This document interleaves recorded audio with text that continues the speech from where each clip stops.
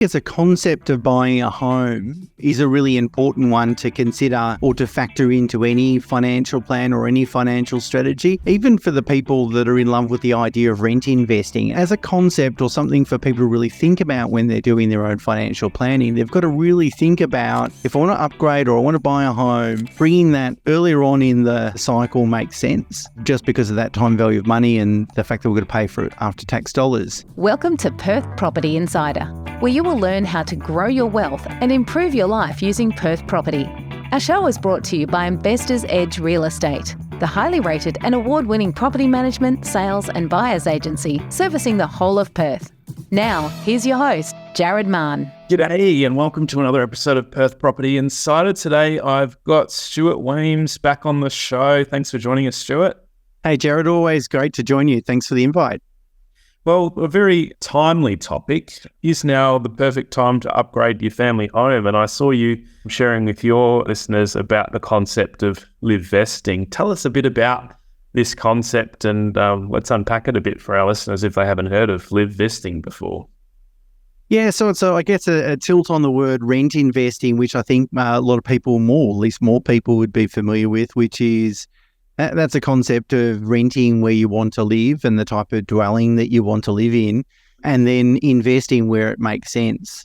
As opposed to, the normal sort of course of events is we go and decide where do we want to live and what sort of dwelling does that look like. We go and purchase that property. And then if we've got capacity left over, that's when we turn our mind to investing in property. So the principle of Liveinvesting is that, it's relatively cheap typically to go and rent where you want to live, particularly if it's in a very expensive area. The rental yields for houses in a lot of capital cities are like 2%. I know it's higher in Perth, but, it can be cheaper than, say, owning and having a large mortgage and so forth. It will still be cheaper, yeah. Yeah. And so that sort of frees up cash flow and so forth to invest wherever you want.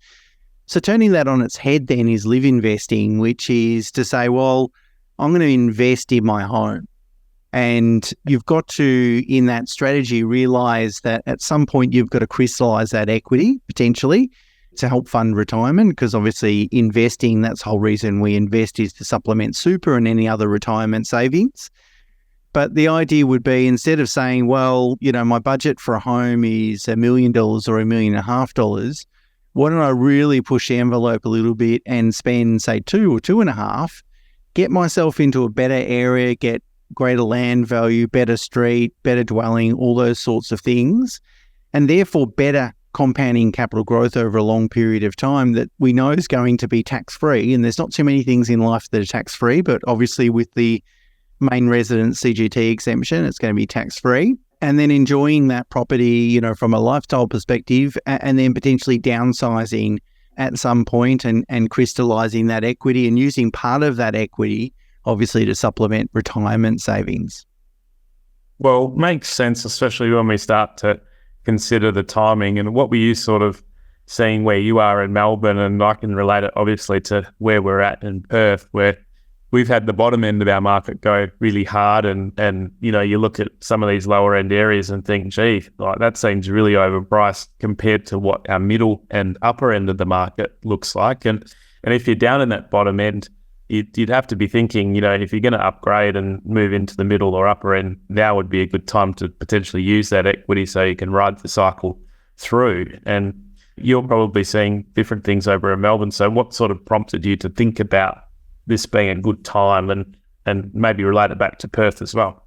Yeah, look, I think as a concept of buying a home is a really important one to consider or to factor into any financial plan or any financial strategy, even for the people that are in love with the idea of rent investing. And I say that because in my experience over the last almost 25 years, there's not been one exception where at some point every person wants to go and buy the home or own the home that they live in. They don't want to rent anymore for a variety of different reasons.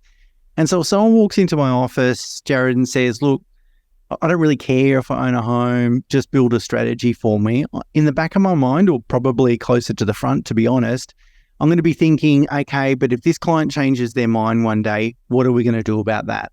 Now, the problem with delaying either buying a home initially or even upgrading a home is that because prices trend higher, not in a linear fashion, but over time, if we don't buy it today, in 10 years' time, that home's going to cost us a lot more money, firstly. And then secondly, that additional cost needs to be funded from after-tax dollars. So I've either got to save, I've got to pay tax from my income and then save dollars, sell investments, whatever it might be, in order to be able to own that without any debt. Now, of course, I can initially borrow for it, but then I've got to think about repaying the debt.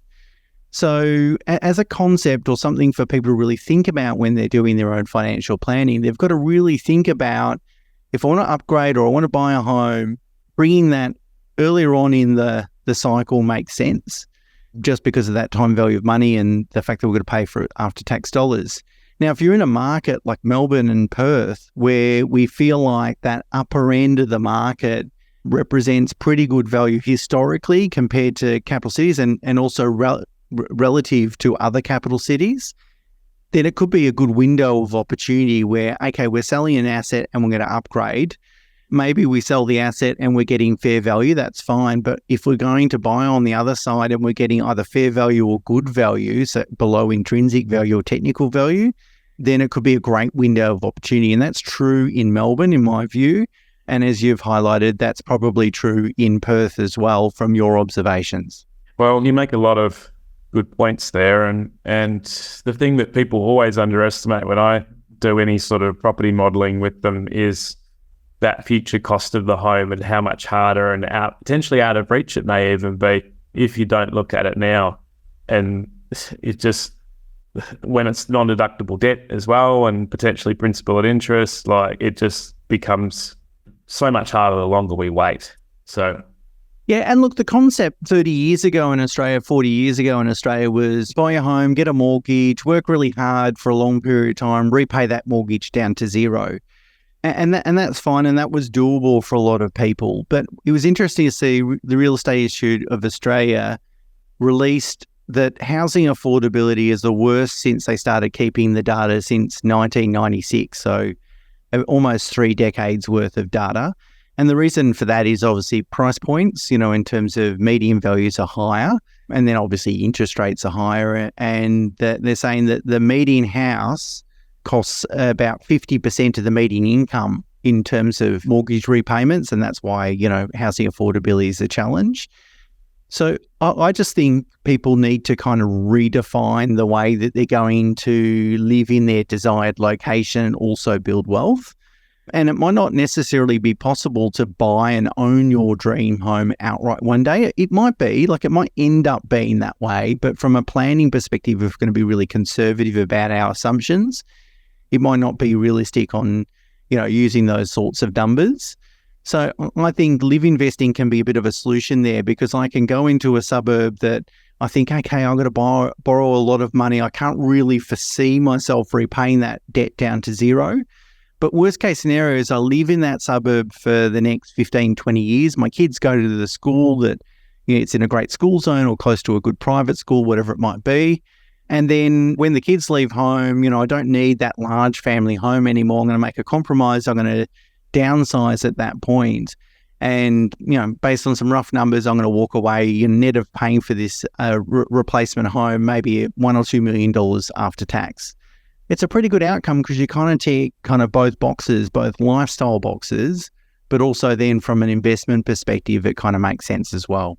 Well, you made some other very good points about why investment grade properties, may outperform in the future. So take us through your thoughts around there too, because obviously we're getting into a much better quality of property in this home, and to a certain extent, potentially future-proofing against the kind of returns that we might be able to get when we compare against investing in other lower-priced assets. Yeah, so we've got to think about, okay, what drives prices higher? Well, of course, imbalance of supply and demand is the general answer to that, both in property and really any asset class, to be honest. So that is, we're typically then investing in a well-established suburb, so supply is finite. There's no more supply. I mean, you might get some small subdivision sort of projects in those locations, but even then they tend to be relatively rare because the land value is higher. So let's say supply is just fixed. now we're going to think about the demand side, and where is that demand coming from, and how closely is that demand linked to incomes? Because if we have a look over the last 30 years, there's been a substantial change in people's borrowing capacities and also family income. So, 30 years ago, it was very common, 40 years ago, very common to have a single income family. But now a lot of families, younger families, both spouses tend to be working at least in some capacity, maybe not both full-time, but at least in some capacity. So we've had that uplift in income, and then we've had a dramatic uplift in borrowing capacity, where borrowing capacity compared to 40 years ago has either doubled or tripled, somewhere in that range. And so that's what's fueled property growth over the last number of decades. Now, borrowing capacity almost certainly won't change, and certainly not to the same extent that it changed over the last 4 decades. So we can remove borrowing capacity as a potential uplifting factor that's going to push prices higher. Incomes can change, of course, but just depends on the demographic and the industry and those sorts of things. So what you really want to do is invest in a location that isn't necessarily linked or has a weaker link to household incomes. So locations where people might earn wealth from other sources like business or inheritance. Or one thing that's been a lot more common, Jared, over the last sort of 5 years is a lot of clients working for listed companies, even US listed companies that get stock each year, an extraordinary amount of stock, that's really boosted their incomes that it obviously reflects in their tax return, but you won't see it on their pay slip. But that really does fuel their capacity to be able to pay more for that property in that particular location. So it all kind of links in, I think, in terms of reducing risk. And, if you compared two scenarios where, look, I had my family home, but I really wanted to be conservative about taking on too much non-tax deductible debt. So I'm going to be really conservative and limit my budget there, and therefore leave room so that I can invest in a pure investment property. And in that situation, I might end up with an average home and an average investment property. Alternatively, the live invest scenario could be to say, okay, forget about the investment property. I'm going to use all my financial capacity to go and buy this home. I'm not necessarily going to rely or aim to repay that mortgage to zero one day, because I'm going to downsize. And by taking that approach, I end up with one fantastic property in a fantastic location. And so if it was me, I would rather own one fantastic property than two average ones, notwithstanding I think that they, in the long run, will generate better returns, but also it's a much lower risk strategy. Okay, well, you've certainly covered off some of the advantages. What are all of them, I guess, to both the financial side as well as our lifestyle? Because yeah, and I think that's a really big one, because we've implemented this strategy with many clients over the years, and that's probably the biggest feedback that we get. Of course, they realise or acknowledge, yeah, sure, there's a lot of equity in the home and financially we've done well, but the lifestyle elements you really can't, it's hard to put a number or value on these sorts of things, but living in a location that's close to family, close to a lot of amenities, close to school, close to work, that is really enjoyable to live in. We can't underestimate the impact, or certainly I can't underestimate the impact that it's had on clients' lives. And that has compounding impacts, of course, in lots of different areas in our life. So they're the big ones, I think, is obviously there's the financial element, tax-free capital growth, and then the compounding capital growth in the asset, and then the lifestyle elements. I guess the other thing to think about too, and I've written about this before, is for people that are really keen or are thinking about sending their kids to private schools, an alternate strategy could be, well, why don't you go and buy a house, a home, in a highly regarded public school zone? Because typically, or I would probably say almost always, property price growth in good public school zones tend to be a lot stronger than, when the school zone isn't as popular. Well, I did a study a few years back where I looked at even from one similar area, even from one catchment to the next. If you're in the really popular, highly sought after school, the difference in average annual growth rate can be as much as 2%. And that's just huge. So, yeah, and 2% over a next 20-year period is could be literally millions of dollars. So, I mean, another good lifestyle element too is that, it might avoid having to pay very hefty private school fees for a long period of time. Notwithstanding, you save on that and then get the other kicker in terms of higher capital growth from an after-tax cash flow perspective. Well, you also mentioned a particular strategy around downsizing and how you can contribute even larger amounts to super. And that was one of the first times I've heard of it. So just take us through that advantage too, if you're actually, going to change down and move into a lower price property, end up with a greater amount of equity at that point when you eventually sell. Yeah, look, I mean, let's talk about downsizing as a strategy for a second, because there are some sort of pros and cons with it. And I think we've got to be realistic with it.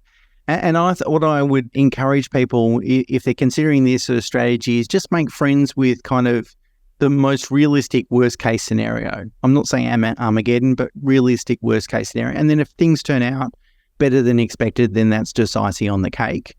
So with downsizing, you're going to need to make either compromises in accommodation size or location, or potentially both.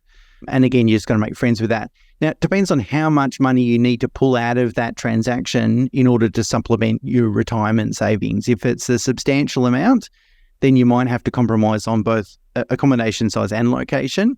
If it's not as substantial, then you might be able to stay in the same area, so location doesn't change, but maybe you go to sort of a townhouse style asset, for instance, that will still save some money. So, sometimes, though, that doesn't crystallize as much equity as you might expect. So selling a family home and going and buying a brand new or relatively new 3 or 4 bedroom townhouse, might actually not actually crystallize as much as you initially think. But that's the sort of research that you've got to do, and you've got to kind of make friends with that. So the downside could be that as a result of this strategy, you need to move out of the community that you've become accustomed to and you're used to, and maybe you've got a good friendship group and a good community group in that location. Well, that could be the downside with this strategy, that you might have to move further away from that location, and there's some negative lifestyle impacts with that. Then you've got to think about, okay, what am I going to do with the money? If I downsize, I'm going to crystallize all this money. What happens? Well, of course, we want to try and get as much into super as possible when we're in retirement, because that's a tax-free environment. And again, there's not too many things that are tax-free.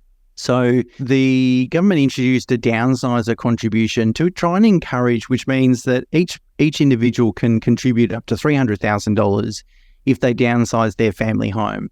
There's a few caveats and eligibility criteria. You've got to own the home for 10 plus years, et cetera, et cetera. So you've got to look closely at that. But because there's a limit on how much money we can get into super, this can actually work nicely within a strategy, because we can say, okay, we can use non-concessional contributions and downsizer contributions, and between a couple, you can almost get $1.5 million into super. Considerable when you consider, that the personal contributions for each of you along the way. I mean, it would take a very long time to even get close to it. Yeah, exactly right. And then also what you're thinking about is then, well, I'm accumulating this wealth pre-retirement in this asset that's tax-free because it's my family home. Then I'm going to take that wealth and move it into another environment, being superannuation, that is also completely tax-free. So really, I mean, you're paying tax on your income as you're working, of course, but from a wealth accumulation perspective, it's a pretty tax-efficient way of sort of transferring that wealth and using that equity in your home after downsizing to help fund retirement. And particularly those that might have a lower, they're a little bit older and they've got a lower super balance for their age, it can be quite an attractive strategy for them to really give their super balance the boost that it needs. Yeah, nice. So is there any other disadvantages that we haven't mentioned to the overall strategy of Livevesting and buying a higher price property than you might otherwise for your home?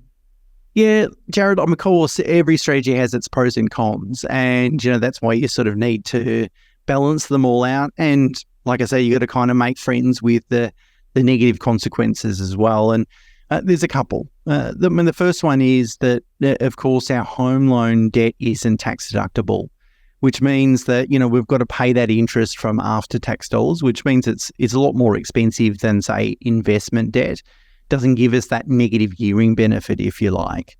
And that's a big negative because, a tax saving today, sure, I'm not going to pay any capital gains tax on my home when I sell it in 20 years' time or whatever it might be, but I'd prefer a tax saving today than a tax saving in 20 years, of course. So I don't want to underplay it. The not getting the negative gearing benefit is certainly a big negative with this strategy. The other one could be cash flow. If I decide to really push the envelope and try and get into a home that I can't really repay the mortgage to zero before I retire, so I know I need to downsize, it means I'm going to carry a higher level of debt for a longer period of time. Now, of course, there's an interest cost associated with that, but there's also a cash flow cost. And so what impact does that have to your standard of living? Does it impact your ability to invest in other assets? And I'm thinking more there like making additional super contributions so you can maximize the concessional cap. Now, you used to be able to, pre-GFC, it was a lot more popular even before 2017 when they changed the rules. You used to be able to have a home loan on interest-only repayments, and the banks didn't really worry about that too much. And that was a way to really afford to hold a home for a period of time without really needing to worry about making principal repayments, which is great for this sort of strategy where the strategy is relying on future growth. But these days, loans, interest-only home loans attract a much higher interest rate, about 0.5% higher interest rate. And also the banks aren't in love with the idea of approving them as well. It's not to say that they're not available, but they're much harder to get. So the cash flow cost of managing a much higher home loan is a big negative. And two smaller ones, concentration risk. You are putting all your eggs in one basket. And so I acknowledge that that's a risk if you end up messing up buying the wrong property in the wrong street, or there's some impairment with the property that you didn't realise that ends up costing in terms of future capital growth. That's a problem. Although I think that there's things you can do to mitigate that, like using a buyer's agent, getting some good quality advice up front, so to minimise the cost of that mistake. And the final one is really related to downsizing more so than live investing, is that, you might live in this location, live in this house for the next 20 years. In 20 years' time, the kids move out. Sure, theoretically, you might be ready to downsize, but practically you might not be ready. And particularly if that requires you to move out of the suburb or location that you've come to enjoy. Having said that, there is a big trend to, the tree change, sea change kind of trend. And I've had a few clients do that as well, that is sell their city home, buy an apartment in the city that they can use when they want to come into the city for a couple of days a week, but then live out, in the bush or by the beach or something like that. That tends to be the trend. So maybe the downsizing thing in terms of moving out of your community isn't such a big deal. But like everything, I think we're just going to make friends with, what are the potential negatives? And as long as you can acknowledge them and you make friends with them and the strategy still makes sense, then, nothing's perfect. Everything has its pros and cons. Yeah, well, thanks for giving us the deeper dive on all aspects of that strategy. Hopefully people can really get high-level taste of whether it might be suited to them, and then go deeper on their specific numbers and chat to their financial planner and work out where it also, you mentioned as well there that it's definitely worth looking at how it'll impact your overall lifestyle and your ability to invest in other assets as well. So involve a finance broker as well as your financial planner, I guess, to look at borrowing capacity effect as well, and how all that comes together. So yeah, and I would say one final thing, Jared, is that of the clients that I've helped do this, if I look back now, kind of where their position is now, today, a lot of those clients wouldn't be able to afford what they did 5 or 10 years ago, in terms of they wouldn't be necessarily, well, maybe they could afford it, but it would be a massive stretch and a big impact on their budget. I'm not sure I would recommend it. So, buying property's always seemed or felt expensive. Going and borrowing $1 million or $1.5 million or $2 million for a home loan, that's a big number. I acknowledge it, right? In 20 years' time, it won't be a big number, but the house value will be a big number. So I wouldn't put a lot of credence on this necessarily, but my observation is that it seems very expensive and difficult today. But when you look back in 5, 10 or 15 years' time, you'll go, thank God I did that, because I've had all these lifestyle benefits and I wouldn't be able to afford what I did back then today, because our mortgage obviously stays the same. Obviously, with inflation, in a way, it gets eaten away by inflation. You know, a $1 million mortgage in the 80s was obscene. Today, it's average. So, you know, it does get eaten away, but, you know, it's the property price that over time trends higher, and even just a 1 or 2% increase in that, as you alluded to, in terms of going into a better school zone or doing something like that from an after-tax basis makes a lot of sense. So I think we're conditioned to feel like, okay, we're going to buy a home. It's a lifestyle asset. The debt is non-tax deductible. I should try and minimize that expense as much as possible. So let's keep my shopping list in terms of what I want from a home as low as possible. So that's going to free up as many resources to put into pure investments. I don't necessarily think that approach is necessary. That sometimes that's a false economy. I think sometimes people would actually be better off to say, and quite often have the conversation, you know what, maybe push the envelope a little bit. Instead of setting your budget of $1.5 million, that extra $500,000 you might put into your family home gets you into a much better street or a much better location or into that school zone that you're really keen for. And I don't want to be flagrant, $500,000 is a lot of money, but if you look back in 20 years' time, you'll go, thank God, it's actually not a lot of money and thank God I did it. So I think it's worthy of consideration. I'm not saying it suits everyone. There's pros and cons, of course, as we've talked about today, but it has a lot of merit, I think, particularly in markets like Perth and Melbourne, where that upper end is relatively cheap today compared to what it's historically been. And I remember back to when 3.5 odd years ago, you pushed us to look at a better quality of family home. And it's hard to, as we've said in this episode, it's hard to put a price on just all the lifestyle benefits. And if we hadn't done it at that time, we've already seen a very decent amount of growth and uptick. And that's given us further options. Then if your circumstances continue to improve and go beyond that, you can use that as a leapfrog to another property that you may never have even thought that you could have gotten into. So I think the timing is such that that opportunity exists now disproportionately larger than any other points. We can't obviously go backwards. Of course, we went back 3 years ago. We'd all like to have probably bought more property, but there's still a good opportunity for what's ahead. Yeah, that's right. And, you know, if it's an investment, it's not such a big deal, right? Because I buy an investment, I have the loan, it's on interest only. You know, it's really just I've invested, whether I invest in a $1.5 million property, $2 million or $500,000, doesn't really matter. That's just the amount invested and I keep it for 20 years, so be it.